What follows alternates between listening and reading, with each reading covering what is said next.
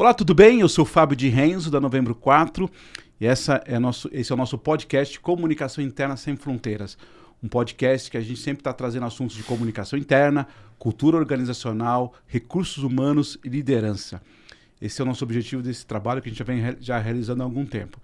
E hoje eu vou conversar com meu amigo Cláudio Costa, mas antes disso eu tenho alguns recados. Primeiro recado, compartilhe esse material com seus colegas, dê um like, faça seus comentários, dê sugestões de temas, até de outros convidados que a gente pode trazer. Sempre com esse objetivo de trazer informações, histórias que possam ajudar a gente a refletir sobre o mundo corporativo. E também queria agradecer dois parceiros que estão nos apoiando nesse projeto. A primeira é a Prodigy. A Prodigy que ajuda a empresas a se conectarem 100% com seus colaboradores, através dessas televisões corporativas, através dos aplicativos, através de plataformas de comunicação. Eles atendem hoje mais de 600 empresas no Brasil e no mundo, como a Michelin, Balduco e a Renault. Conheça um pouquinho mais sobre a Prodigy nesse vídeo bem interessante.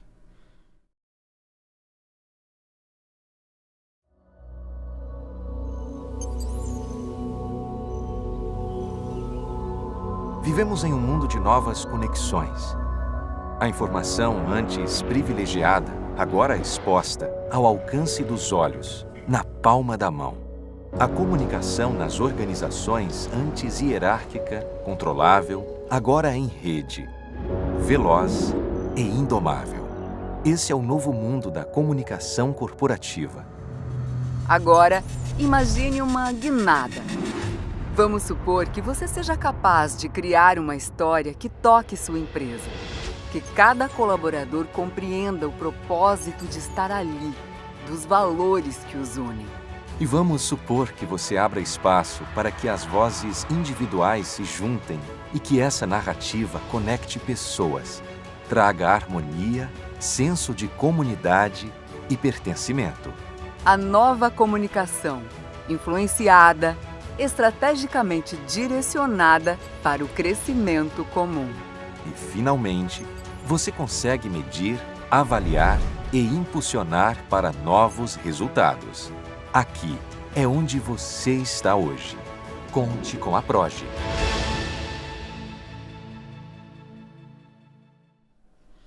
Obrigado, Prodigy. E também queria agradecer a Cinter. A Cinter é uma das maiores empresas de terceirização do Brasil. Eles são especialistas no desenvolvimento e produção de materiais cosméticos, de sabonetes. Eles atendem, por exemplo, a Ontex, Jequiti, Natura, Boticário. E também tem uma linha própria da Farnese, Chloe e Gypsy. Inclusive, eles lançaram aqui a imagem de um desodorante para melhorar os cuidados pessoais, com a tecnologia avançada. Muito obrigado, Cinter, muito obrigado, Prodigy. E também queria fazer uma menção à própria Novembro 4, nossa agência de comunicação, que nosso objetivo são soluções de comunicação interna, sempre conectando as pessoas, as empresas e ajudando os líderes a se comunicarem melhor com os seus colaboradores. Cláudio Costa. Grande Fábio. Que bom ter você aqui. A gente já se conhece há algum tempo, alguns bons anos. Não precisa contar isso. Não precisa contar isso. Ô, Cláudio, eu faço uma... Normalmente, para ficar falando de currículo, aquelas coisas muito extensas, né? Eu queria te fazer uma pergunta para quem eventualmente não te conhece, enfim, vai conhecer mais você. O que o Cláudio Costa hoje... Hoje você já tem duas filhas já... Adultas, né? Duas mulheres, mas enfim... Ou talvez para os seus colegas, se você tivesse uma criança hoje, uma pessoa que está conhecendo... O que o Cláudio Costa entrega para o mundo hoje, profissionalmente falando? O que você faz? Independente das suas formações técnicas, enfim, mas o que você entrega para o mundo hoje, Cláudio? Qual que é o seu desafio hoje? Fábio, esse ano eu faço, aliás, olá a todos, prazer enorme estar aqui. Como você disse, trabalhamos juntos, já somos amigos aí de longa data. Curiosamente, esse ano aqui eu faço 35 anos de carreira. 35 anos de carreira. Comecei lá em 89 no RH do Itaú, há muito tempo atrás, e por acidente, a grande verdade é essa, foi por um grande acidente. E depois desse período todo, o que eu tenho procurado fazer é usar muito dessa experiência do que eu vivi, das coisas que deram certo, mas também das coisas que não deram certo, poder apoiar empresas, apoiar pessoas a performarem bem e entregarem com qualidade aquilo que elas são demandadas. Tenho atuado como consultor hoje eu estou embaixador de uma EdTech que está voltada para projetos de ESG de educação básica, uma experiência incrível. Esse é um projeto pro bono, uma atuação pro bono que eu tenho. Até depois tem um almoço hoje ainda para tratar com isso com algumas empresas. Então tenho atuado muito em conselho também, né, apoiando esse tipo de experiência que eu acumulei nessas mais de 3 décadas. Como fazer o certo, mas também como tentar evitar erros. Erros todo mundo vai cometer, claro. Isso é inevitável. Muito bom. É claro que, assim, para tentar ser um pouco mais assertivo na sua conversa, a gente vai olhar como recursos humanos, né, como você disse. Não é aquele recurso humanos tradicional do departamento pessoal, mas é área de recursos humanos, né? E uma das coisas que eu vejo muito hoje, Cláudio, a primeira pergunta é: as empresas estão tentando sair desse modelo de um RH tradicional para um RH estratégico. O que na prática é isso, Cláudio? O que é? Uma das coisas que eu sempre converso aqui com os nossos colegas aqui, para quem está nos ouvindo, é tentar ser didático e, na medida do possível, desconstruir óbvios, né? A gente acha que é tão óbvio, às vezes não é, né? E muitas empresas ainda têm um RH tradicional, aquela coisa do departamento pessoal, e tem outras olhando para um RH estratégico. Mas o que é, você que tem uma experiência, a gente vai falar um pouco mais sobre a sua carreira, até de outras áreas que você teve, né, outros segmentos de trabalho. Mas o que é um RH estratégico, quando eu olho isso? Se eu estou numa empresa um pouco, talvez uma empresa média, uma empresa que está querendo crescer, uma indústria, e quero, eu preciso ter um RH mais estratégico. O que é na prática isso, Cláudio? Fábio, eu cresci ouvindo que o RH, as pessoas, são o ativo mais importante daquela organização. A vida inteira, nessas 3 décadas e meia, eu ouvi isso. Se de fato é isso, o quanto que de fato as organizações, e aqui a tua abrangência ela é grande, a gente pega empresas você vai ter gente que trabalha em empresa muito grande e empresas menores aqui assistindo essa entrevista, o podcast. O RH estratégico, no meu modo de ver, é aquele RH que está ali próximo a quem toma a decisão e não necessariamente participa da decisão, mas tem voz ativa no processo decisório. Esse é o RH estratégico. Enquanto que o RH, você trouxe aqui o RH tradicional, o RH mais transacional, vamos dizer assim, que é o RH que assegura o cumprimento das leis, que é, obviamente, da parte transacional, operacional, obviamente é importante. É igual um goleiro, né? O goleiro está ali atrás, goleiro se falhar, perdeu a partida, né? Mas o goleiro não faz gol, raramente até pode fazer gols, né? Mas, veja... Se o teu RH, se você tiver uma pessoa ou uma estrutura que esteja com capacidade de influenciar o poder, né, de quem está tomando decisão, e quem está tomando decisão dá espaço para isso também, porque isso também é uma outra questão, Perfeito. Né? Não é só ter a pessoa que tem capacidade de influenciar, também a estrutura, a organização tem que querer isso, né?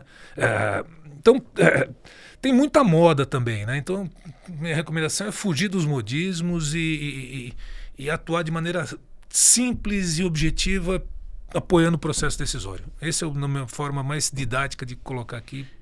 Mas, de uma certa forma, a gente pode ter, entre aspas, 2 RHs, entre aspas. Esse operacional transacional, que é importante que também. É necessário até por causa de leis, né? Todo esse processo de uma contratação, de pagamentos, de treinamentos, não é isso? Uhum. Né? Do dia a dia do colaborador.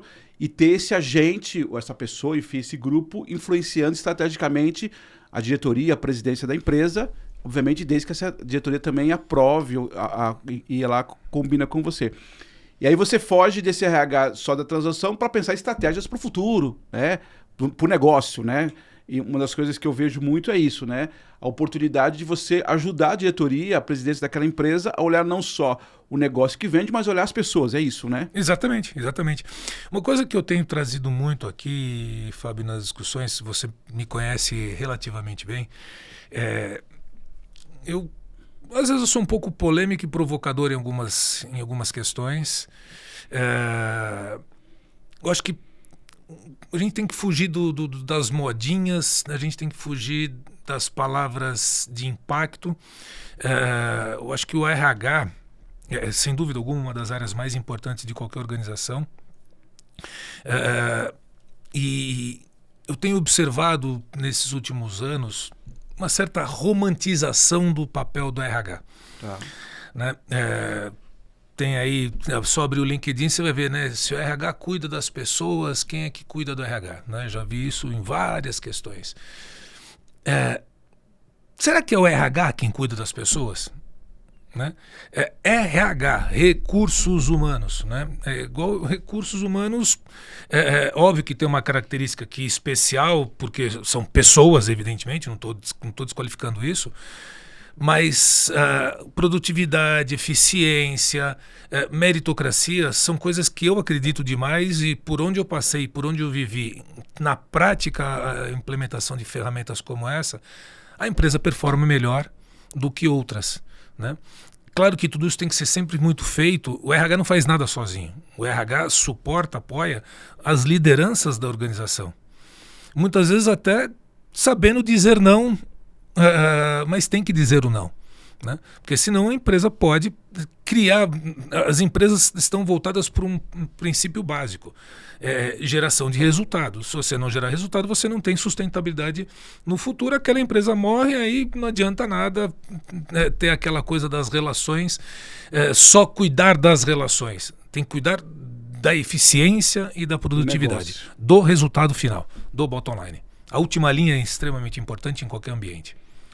Não, eu acho que isso é muito interessante. E você tem razão. Inclusive, essa história das modinhas, eu vejo de vez em quando o pessoal, para fugir, começa a dar nomes diferentes, né? Agora não é mais RH, é isso, é aquilo. Independente do nome, acho que o ponto é esse, né? Quando a gente olha a área de recursos humanos, enfim, é o estratégico, né? É o que no final do dia, do mês, eu ajudei a minha empresa a ter melhores resultados. Claro que olhando as pessoas, que é o que a gente faz, não é isso? Exato. Mas sem perder a questão do negócio. Inclusive, uma das coisas que eu vejo bastante também, ainda vejo muito, não sei se você concorda, muitas RHs muito paternalistas, né? Muito, que ficam, é uma linha muito tênue, quer dizer, entre eu gostei disso que você está falando, não é cuidar, né? Acho que a palavra não é cuidar do colaborador. A palavra é ter uma ação de responsabilidade, né? De negócio, de eventualmente treinar, mas essa palavra cuidar não dá às vezes, um certo conflito. Parece que eu preciso cuidar das pessoas, parece que eu preciso tomar como se fosse uma criança. Não fica um pouco nesse sentido também, você acha? Fabio, você me lembrou de um presidente com quem eu trabalhei, que ele sempre falava do cuidado de não infantilizar as lideranças. Então, dependendo de como as políticas, os processos são trabalhados numa organização, e se você centraliza demais o processo decisório, você costuma a estrutura delegar para cima, infantiliza a liderança e fragiliza o processo de desempenho daquela companhia, né? Já vi isso acontecer algumas vezes, e de fato, essa questão do modismo, a gente está aqui, né? Proposta das conversas aqui, reflexões, provocações e dicas, né? Vou trazer um case aqui para a gente refletir. Claro. Né? A gente está vivendo a era do ESG, né? É óbvio que tratar de meio ambiente, cuidar dos aspectos sociais e da governança, é indiscutível que são temas extremamente relevantes. Mas se eu voltar lá em meados da década de 90, portanto 30 anos atrás, a política da qualidade, ISO 9000, né? Eu trabalhei numa organização que as pessoas tinham que saber de cor a política ISO 9000 para auditoria de ISO 9000. Cadê a ISO 9000 hoje? Né? Depois veio a SOX, todo mundo tinha que implantar SOX, né? E agora a gente está vivendo a era do ESG. A ISO 14000 também. Teve a ISO 14000, a era do compliance, que está vivendo ainda muito forte a era do compliance. Então, fugir dos modismos e colocar as coisas com equilíbrio dentro do ambiente da cultura que você está desenvolvendo naquela organização. O que é feito e o que serve para uma empresa, para um tipo de... E pode ser muitas vezes o mesmo tipo de segmento, de setor, mas o que vale para uma empresa não necessariamente vale para outra. Né? E tem aí o fenômeno das redes sociais. Né? O fenômeno das redes sociais, ele promoveu uma ampliação da visibilidade de todos para o bem e para o mal, né? Então, cuidar do equilíbrio nesse processo todo, mas sempre olhando o que vai agregar valor no bottom line, no resultado final daquela companhia. Então, é isso que eu sempre provoco aqui o que você está fazendo em termos de ESG.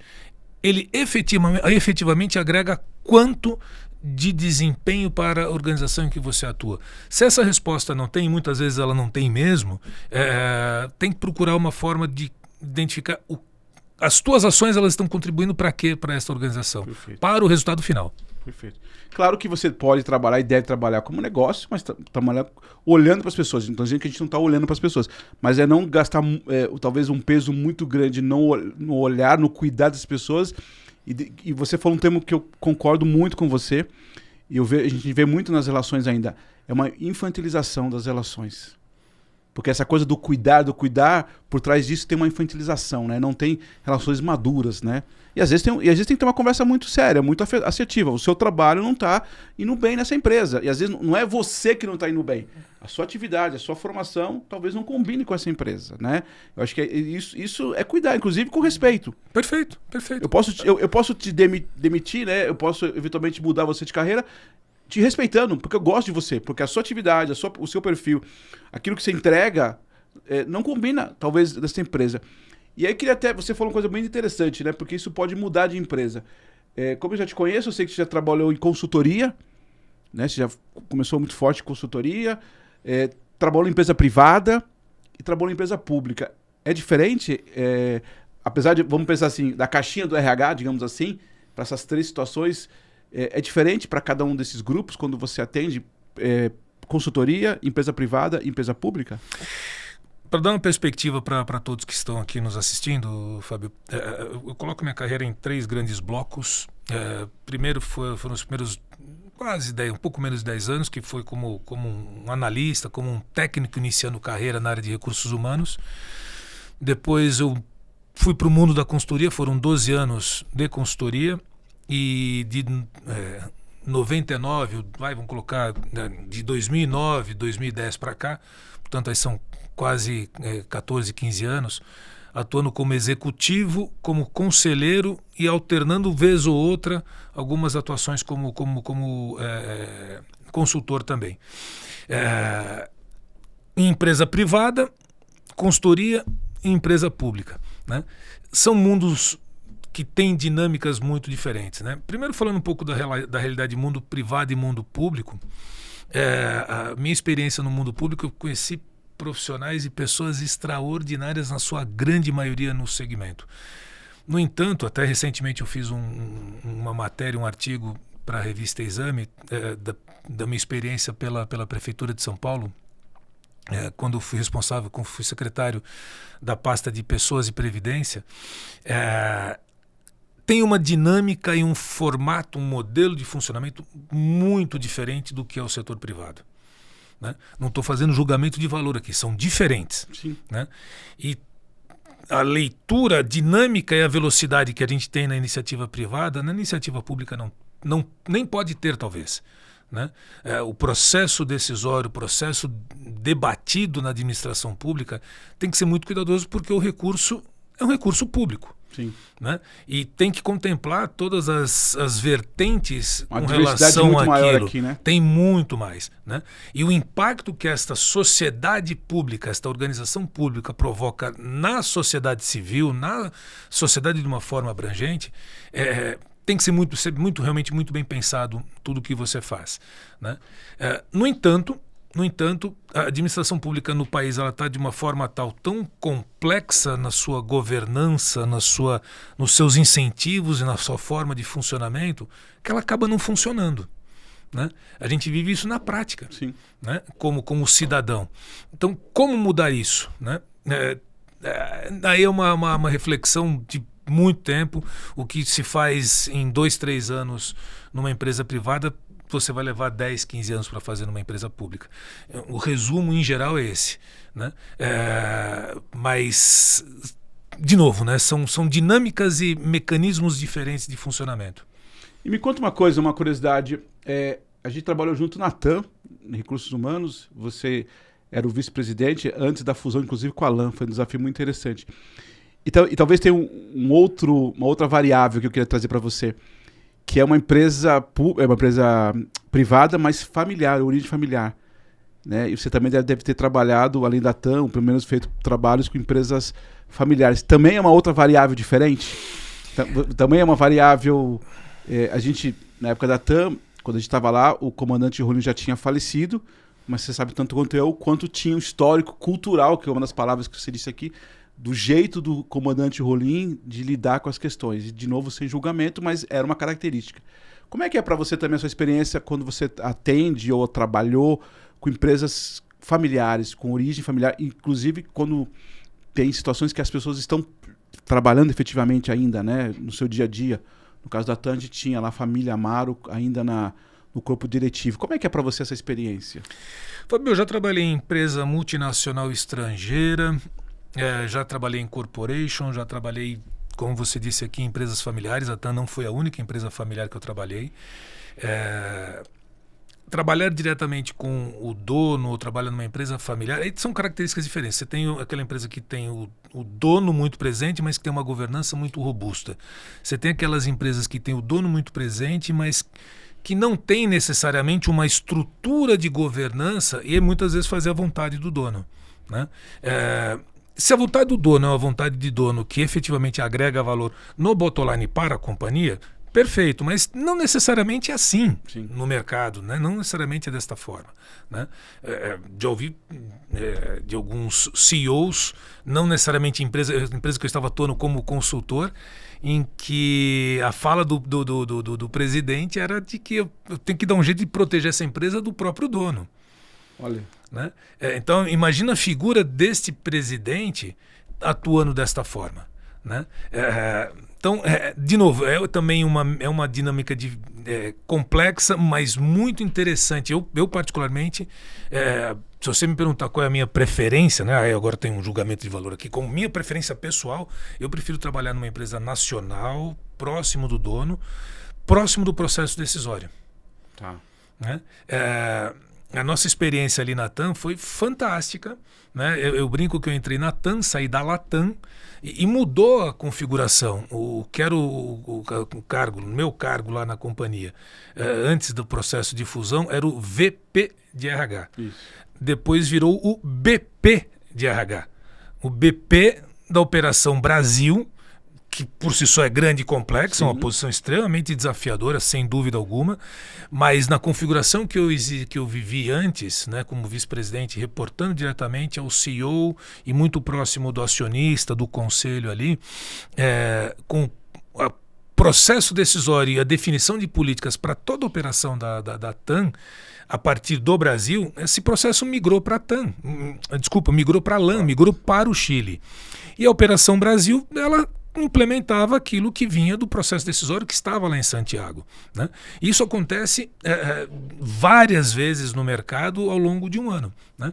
E o processo de adaptação a esse cenário, ele é necessário, porque mudou a forma, como eu tenho dito para você aqui, né, na nossa reflexão, a dinâmica é diferente, né? Para você poder influenciar o processo decisório. A experiência Latam foi realmente incrível naquele momento, Fábio. Eu entrei ali num momento em que, na convite da Maria Cláudia Amaro, a TAM ela tinha crescido demais na década anterior e o gigantismo de qualquer empresa é sempre um grande desafio, né? Para você manter eficiência, produtividade, qualidade daquilo que você faz. E a TAM nasceu como a cultura do tapete vermelho, o red carpet do comandante Rolim. A TAM tinha crescido demais, infelizmente teve aquela tragédia do acidente de 2017, a empresa ficou muito machucada, sofreu demais com esse processo natural, né, pela tragédia que foi, e ali a diretriz era muito clara, né? Trazida pela Maria Cláudia quando me convidou para assumir a posição, que era resgatar a cultura do tapete vermelho trazida pelo pai dela.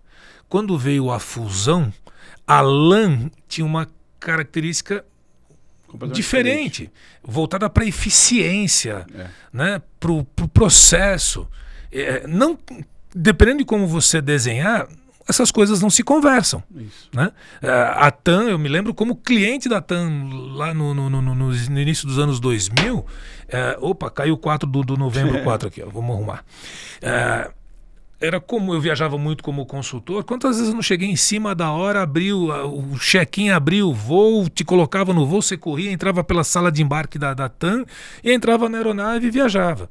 Hoje em dia, primeiro que o mundo evoluiu, a segurança evoluiu numa série de aspectos, não totalmente compreensível essa questão, mas a ênfase no processo não permite muitas vezes você fazer um agrado ou atender uma necessidade real do cliente. Então mudou. Mudou. Então, com essa mudança, o passageiro, o cliente da companhia não enxerga da melhor forma aquilo ali, né? Que aí você mede pelo NPS. Então, são experiências de mudança de controlador, de mudança de foco, que o RH tem muito a contribuir e a área de comunicação tem muito a contribuir, Fábio, neste processo, né? Pegando esse caso, esse case, que já tem bastante tempo, isso aconteceu lá em 2010, 2012, que foi o Liga Day One, então a gente está falando de 12 anos depois, então acho que não tem problema falar aqui de uma maneira mais transparente, né? Juntando um pouco das várias experiências que eu tive, eu acredito demais numa abordagem que o Rei Group lá atrás trazia, que era uma abordagem chamada dos 3 Cs, né? Que é você ter claramente um alinhamento entre clareza, capacitação e comprometimento. Clareza, onde você estabelece a tua estratégia, o foco, a missão da sua organização, a tua estrutura organizacional, os papéis, responsabilidades e tudo mais, né? A capacitação é capacitação do ponto de vista tanto do capacity planning, né, do planejamento da estrutura que você precisa otimizada para viabilizar aquela estratégia que vem ali da clareza, né, e também de competências necessárias para desenvolver o trabalho. Então você tem que ter a quantidade de pessoas com a competência certa. E essas pessoas têm que estar engajadas, comprometidas, com os devidos incentivos, né? Então quando você tem um equilíbrio, um alinhamento destes 3 Cs, a probabilidade de a tua empresa performar melhor é muito superior, né? Do que se você tiver falhas em algum desses processos aqui, né? E a experiência que a gente viveu lá no processo de fusão da Latam, e também compreensível, porque tem aspectos jurídicos, regulatórios que têm que ser observados e que na ocasião era anunciado como uma fusão de iguais, né? A gente que estava lá dentro, a gente sabe que não foi uma fusão de iguais, foi um takeover, né? Foi uma compra que não era possível fazer esse anúncio naquela ocasião. Mas qual o reflexo disso? O processo de integração e de fusão entre as estruturas foi bastante complexo, né? Até que ele se estabilizasse. Mas teria condições de fazer diferente? Hoje, olhando para trás, sim, mas vou colocar mais uma questão aqui.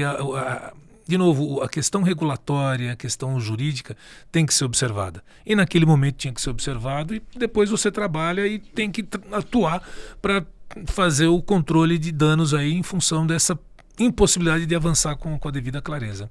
Perfeito. Não, está muito explicado, muito claro. Gostei demais desses 3 Cs que você traz. E tem um outro ponto, Cláudio, também assim, apesar de você estar muito, até pelas suas posições, você está muito conectado na autoliderança.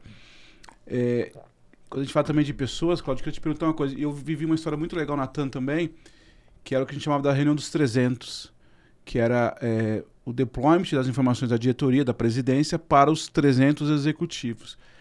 E a minha pergunta é, você acha que as empresas hoje elas estão olhando um pouco mais até a capacidade desses, até eu diria dos líderes intermediários? Eu não sei se você concorda comigo.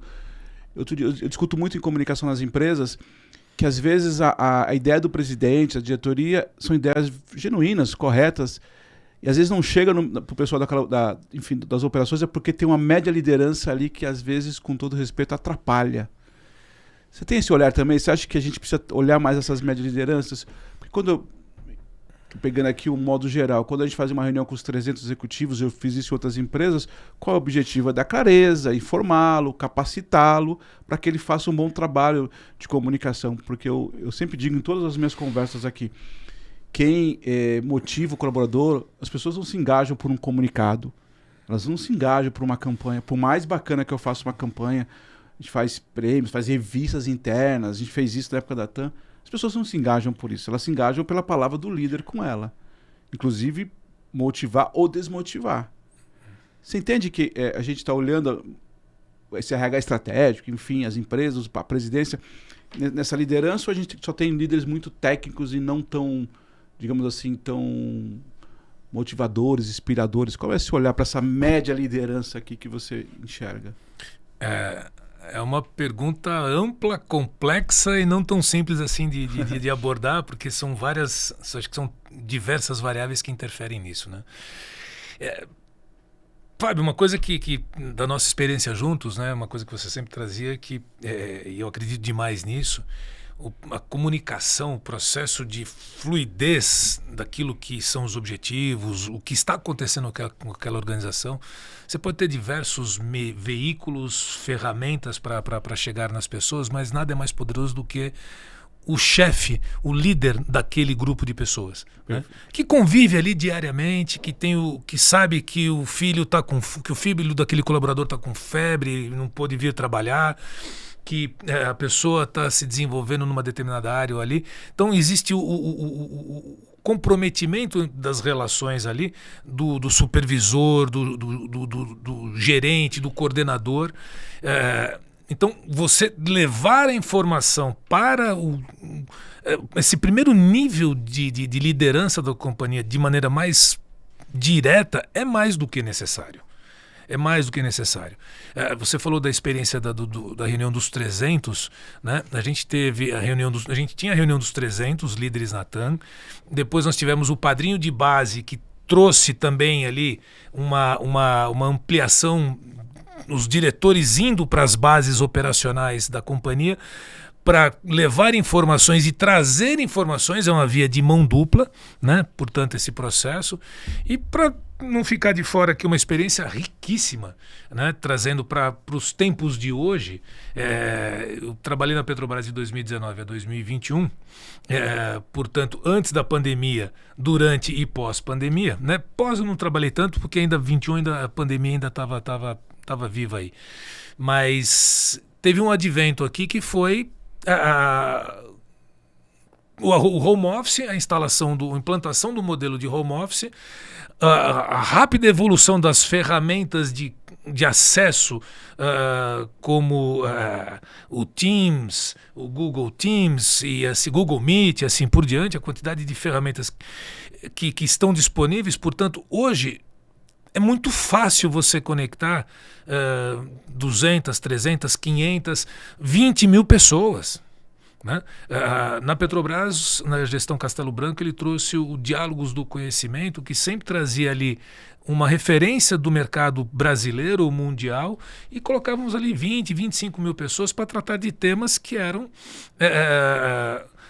tendência naquela situação, naquele contexto, ou muitas vezes levar informações que eram necessárias para a organização e para os líderes, para trazer eficiência. Então, ferramenta tem, né?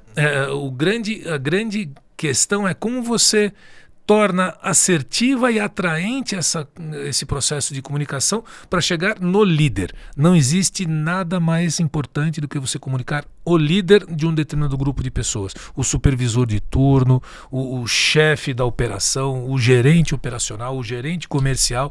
Essas pessoas têm que estar com as informações, aí tem que dosar se são pílulas diárias, semanais. Sim. Cada empresa tem a sua realidade, a sua demanda, a sua dinâmica. Mas não vejo como não ter um processo de comunicação efetivo que não passe pela gerência média, pela liderança do chão de fábrica ali, para colocar um termo comum aí. Não, eu acho fantástico, até porque eu sempre digo isso, né? Pode parecer contraditório, mas quanto mais ou quanto menos a liderança participa, mais eu preciso ter canais de comunicação. Eu preciso ficar criando, porque na verdade eu posso ter poucos canais, deveria ter menos canais, mais estruturais, talvez mais, digamos assim, estratégicos, mas a liderança fazendo esse papel. Cláudio, eu queria chamar aqui o nosso quadro Reflexões, Provocações e Dicas sobre essa tal comunicação interna. Agora, em 2023, eu lancei um livro, né, com esse tema que a gente fala sobre questões da comunicação interna.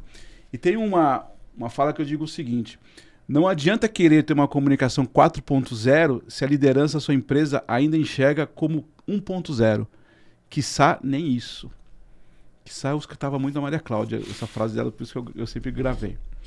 Então é inevitável que o profissional de comunicação interna olhe para o mercado com frequência para entender quais ações, ferramentas pode melhorar aplicativos mais conectados, portais, gamificação, né, murais eletrônicos, indicadores de engajamento, produtos.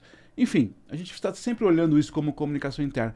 Agora, o mais importante é entender nessa caminhada é o que a sua liderança, como ela está sendo parceira desse processo de comunicação. Né? E você acabou de dizer, muito mais que as ferramentas, é a liderança participar. Então, uma comunicação 1.0, com envolvimento da liderança, olha que interessante que a nossa fala nem foi combinada, né? Mas uma liderança 1.0 com envolvimento da liderança, ela é mais eficaz de uma 4.0 sem apoio. Perfeito. Eu tenho uma liderança básica uma comunicação básica de quadro de aviso, tradicional, mas com o líder participando, ela funciona muito mais, fazendo as reuniões, fazendo reunião de chão de fábrica, que você disse. Ela é muito mais eficaz do que eu ter uma comunicação com aplicativo celular, com indicadores celular, com indicadores, com um monte de coisa, onde a liderança não apoia. Então, aqui a dica que eu digo no livro, não apresente ideias e projeto para melhorar a área de comunicação interna. Apresente para melhorar a comunicação da liderança. É o que eu acredito, é o que a gente vem trabalhando nesses anos todos. É claro que a comunicação como área, ela instrumentaliza. Mas no final do dia, o que eu sempre digo nas empresas, se eu puder entender que a gente melhorou a relação dos líderes com as suas equipes, é muito mais importante do que instalar uma televisão, um aplicativo, né? Então, apresente ideias e projetos que melhoram a comunicação com os seus líderes. Porque, de novo, no final do dia, a credibilidade está com o líder. Não está com a área de comunicação interna. Ou a falta de também, né? Ou a falta de credibilidade também, porque isso também acaba afetando o desempenho e a performance das equipes.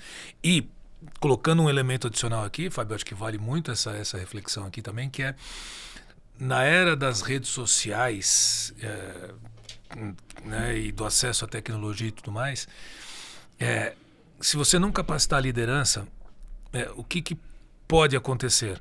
Um processo mal conduzido de comunicação acaba expondo a organização, expondo aquele livro, expondo aquele líder, e expondo muitas vezes o próprio colaborador também, que vai no LinkedIn, vai no seu Instagram, vai no seu Facebook, ou seja lá qual for, no seu Twitter, na sua rede social que bem entender, e expõe uma situação desagradável, né? E isso provoca o quê? Um medo, um receio do líder de falar, de comunicar. Então, o quanto que de fato as organizações elas estão trabalhando a preparação do líder para um processo de comunicação eficaz, né? Para mitigar riscos e para levar a informação necessária para, mais uma vez, para agregar valor no desempenho da companhia. Cláudio, essa sua fala é muito importante. Eu tenho uma das coisas que eu digo nas empresas, o ser humano, mais do que nunca, ele gosta de ser ouvido, reconhecido. E quando você vai para a rede social, podemos até discutir se foi certo ou errado, tá? Não é o ponto. É isso. Mas quando você vai para a rede social, porque você queria ser ouvido. Quando eu vou lá escrever um texto da minha empresa, e isso é muito legal você estar dizendo, porque isso é uma coisa que mudou, eu acho que ao longo dos anos. Primeiro que você tem uma rede social hoje que a gente não tinha, e segundo que esse apego à empresa é diferente do que a gente tinha talvez alguns anos atrás. Então hoje o cara vai na própria rede social reclamar da empresa dele, às vezes do líder dele. E o ponto antes de questionar, é o que eu sempre digo, antes de questionar essa reclamação, se o cara foi excessivo ou não foi, a pergunta é, você ouviu esse colaborador, você deu espaço para que ele falasse com você? E muitas vezes a gente não dá espaço, o líder não ouve o cara, e aí o espaço que ele encontra é a rede social. De novo, podemos questionar se a pessoa às vezes foi um pouco mais ácida ou não. Ok, isso é uma variável, mas o ponto do início dessa conversa é, eu não dou espaço, você não me escuta, eu estou tentando passar algumas coisas, você não escuta, a pessoa chega um momento e cada uma pessoa reage diferente, então ela vai na rede social, e talvez você não vai lembrar, mas a gente viveu uma época na TAM assim, eu me lembro de algumas situações que aconteceram assim, eu levava muito a rede social de comentários de colaboradores, e é isso, o ponto que eu sempre discutia na TAM era, antes de dar uma advertência no colaborador, né, às vezes, enfim, acaba acontecendo, mas será que o líder dele ouviu ele? Será que o líder dele conversou com ele? Né? Foi empático com ele? Então também tem esse ponto muito interessante que você faz. E além de, quando você fala de RH estratégico, você fala de negócio, isso mexe com a marca, né? Isso mexe com o valor da marca. Imagina um próprio colaborador ir na rede social e criticar a marca, isso mexe com a credibilidade da sua empresa, né? Isso é um fator detrator, né? Super detrator, né? Você pode ter fatores promotores ou fatores detratores. Uma organização cuja a instabilidade da liderança que provoca conflitos e que provoca desgastes. Uma pessoa comunica aqui, outra pessoa comunica ali. Muitas vezes não precisa nem ser na rede social. Sim. Dependendo do segmento, a gente tem segmentos que tem poucas empresas, poucos players naquele determinado setor. E pela especialização, as pessoas trocam de uma empresa para outra. E a rádio corredor ali, que hoje funciona, a rádio happy hour também, isso, dos colegas que se encontram, que trabalharam juntos na empresa anterior, e você tem só comentários detratores, isso vai formando uma percepção de imagem da tua marca, da tua companhia, né, que traz desafios maiores para atração e retenção. Na década de 90, até meados dos anos 2000, lá nos Estados Unidos tinha uma pesquisa que eram as empresas mais admiradas do mundo.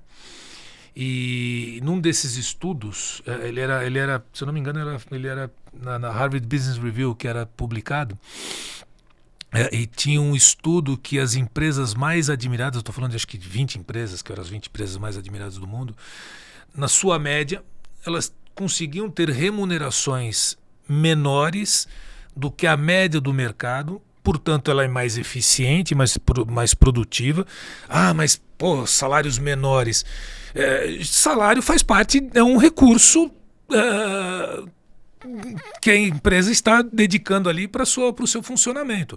Então você tem que ser eficiente nesse processo. Você pode colocar... oferecer, ter uma proposta de trabalho, de valor para aquele grupo de pessoas que vai além do salário, né? Tem um conceito aqui do ponto de vista de remuneração, que é aquilo que é o intrínseco e o extrínseco à remuneração. Intrínseco é tudo aquilo que você mede em dinheiro. Extrínseco é aquilo que você não consegue medir. Né? Tem lá aquela propaganda do Mastercard, né? Aquilo que Mastercard não pode comprar, né? Tudo que Mastercard pode te proporcionar, né? É o extrínseco da remuneração. Então, sim, que é a capacidade de você desenvolver a tua carreira, você ter uma liderança reconhecida como uma liderança que desenvolve as pessoas, a empresa que investe na formação, que dá condições de trabalho. Essas empresas, elas podem se dar ao luxo de eventualmente terem salários menores, porque tem essa proporção e essa proposta de valor para as pessoas, e saber qual é a proposta de valor que o teu grupo de empregados demanda, num mundo em que a gente está cada vez tendo mais gerações convivendo numa organização, né? Se eu voltar lá no passado, no início da minha carreira, profissionais acima de 50, 60 anos de idade eram raros nas organizações. Hoje está cada vez mais presente pessoas de 65, 70 anos, porque a medicina evoluiu, as pessoas estão vivendo mais e estão alongando as suas carreiras. E tem as pessoas que estão entrando no mercado. Então, se antes eu tinha uma proporção ali de 2,5 vezes, né? Tu começa a carreira lá com 19, 20 anos de idade, na sua grande maioria você está convivendo com pessoas ali que no topo da organização tem seus 50 e poucos anos, né? Hoje a gente está vivendo uma diferença muito grande. Tem um dado, Cláudio, a gente está vivendo com 5 gerações ao mesmo tempo. E como que você proporciona, e tem valores aqui diferentes, valores que eu digo nem valor financeiro, valores que é importante para um grupo de profissionais nos seus 60, 70 anos, é diferente de quem tem 40, 50, que é diferente de quem tem 20, 30. Perfeito. E como você constitui tudo isso, como você conversa com todo mundo e convive harmoniosamente, né, promovendo esse tipo de ambiente onde as pessoas vão promover a tua marca, ou promover as pessoas internas, a gente está falando do colaborador interno, que vão promover a sua marca e que vão ajudar nesse processo de atração de pessoas e de melhor desempenho do seu resultado. Não, fantástico, é bem interessante. Ô Cláudio, a gente está chegando no final, mas eu queria fazer uma pergunta para você, que chama nosso quadro Putz, Deu Errado. A ideia aqui não é ficar romantizando os erros de uma maneira, mas mostrar que a gente às vezes faz um plano que não deu certo e o quanto a gente aprende com isso, né? E aqui fique à vontade, não precisa dizer nome de empresa, não é isso, mas tem alguma coisa, algum projeto, algum desafio que você falou, putz, deu errado, eu tinha uma ideia não fui apoiado, enfim, não organizei bem. Tem alguma curiosidade assim, até para mostrar um pouco do que a gente diz hoje, que conecta as pessoas, que é o tal da vulnerabilidade. Também isso aproxima muito, né? Tem alguma coisa assim que você aprendeu nesses 35 anos, assim, algum case que você queria pôr isso aqui? Foi uma lição para mim? Não, vou fazer agora uma afirmação aqui que é totalmente nova no mundo, né? Todo mundo erra, né, cara? Errar é humano. Olha só que frase mais bonita, né? impactante que eu estou trazendo aqui, que insight maravilhoso. É inevitável, todo mundo acerta, todo mundo erra. É óbvio que cometi erros ao longo desses 35 anos. Muitas vezes esses erros são hiper, mega valorizados. Faz parte, está tudo certo, a gente tem que ter capacidade de resiliência para conviver com tudo isso. Mas nessa provocação que você está me trazendo aqui, cara, eu acho que saber dosar a quantidade de ações que você vai implementar numa organização e em que tempo, né? Eu que vim do mundo da consultoria, e o consultor você é remunerado para identificar rapidamente um problema, apresentar uma solução, entrega a solução e vai embora. Esse é o papel do consultor, Sim. que você está baseado ali em metodologias e tudo mais.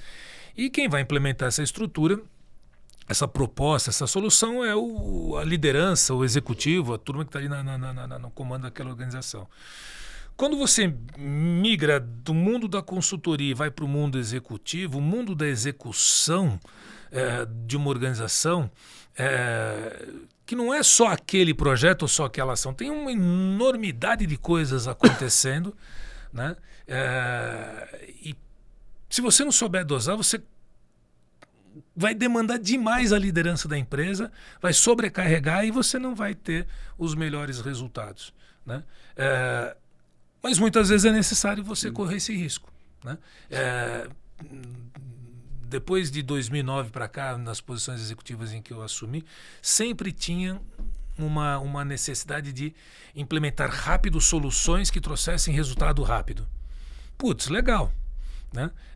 Eu acho que até aqui, nesses 15 anos como executivo, consegui equilibrar e realizar muita coisa, não tenho a menor dúvida, mas ficou um rastro muitas vezes de coisas que não funcionaram bem porque coloquei coisa demais na agenda. Perfeito. Coloquei coisa demais na agenda. Que é o modelo mental da consultoria, né? Que é o modelo mental da consultoria. Então você dosar isso, Perfeito. E muitas vezes até dizendo não pro teu acionista ou dizendo não pro CEO da companhia, que não dá para atender tudo. Vai ter que ter tempo, né?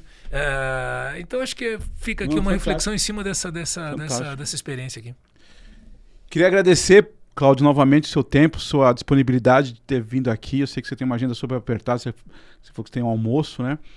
Queria aproveitar e te entregar aqui um brinde. A gente tem o nosso patrocinador, a Sinter. É um brinde cheiroso, viu? Cheiroso. Tem um sabonete, uns Olha só aqui para você. Obrigado. Pô, na sacola já tá cheiroso, já tá cheiroso. Bacana, muito obrigado. Muito obrigado, Fábio. Sinter. Obrigado novamente à Progic, a Sinter por apoiar nesse projeto.